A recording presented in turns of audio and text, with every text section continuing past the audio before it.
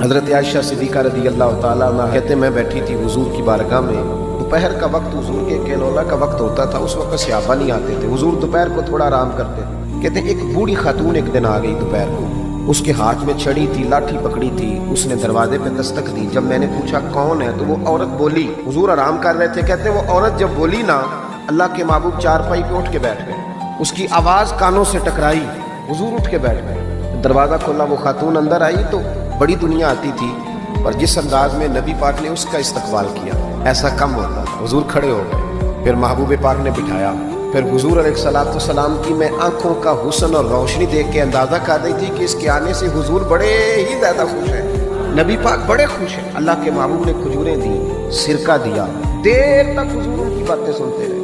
حضرت عائشہ صدیقہ کہتی ہے محب ہو کے محبوب نے، کنز المال میں حدیث موجود ہے، محب ہو کے محبوب نے باتیں سنی۔ دو قسم کے مہمان آتے ہیں نا، ایک مہمان فون کرتا ہے تو بندہ کہتا ہے میں کوئی نہیں گھر، پھر کبھی آنا، اور ایک مہمان ایسا ہوتا ہے جسے بندہ کہتا ہے اتنی بھی جلدی کیا ہے، ذرا ٹھہر جائیے، تھوڑا رک جاؤ، چائے بن رہی ہے۔ کس میں ہوتی ہے مہمانوں، کچھ مہمانوں سے دل لگا ہوتا ہے، دل کرتا ہے بیٹھے رہے، ذرا تھوڑا اور بیٹھے، یار تو نہ جایا کر، تو بیٹھا رہا کر۔ ہوتے ہیں کچھ لوگ، دیر تک نبی کریم علیہ السلام نے بات سنی، اور کیا بات ہے، جناب عائشہ صدیقہ کہتی ہے دل حضور کا لگا، میں نے دیکھا تو میں بڑی مطمئن تھی۔ اس خاتون نے کہا کہ اب میں نے جانا ہے، لگ رہا تھا کہ حضور چاہتے ہیں ابھی رکے، لیکن اس نے جب کہا نہ جانا ہے تو حضور نے فرمایا ٹھیک ہے۔ جب وہ جانے لگی تو حضور نے تحائف جمع کیے اور جناب بلال حبشی کو فرمایا ان کے ساتھ جاؤ اور چھوڑ کے آؤ۔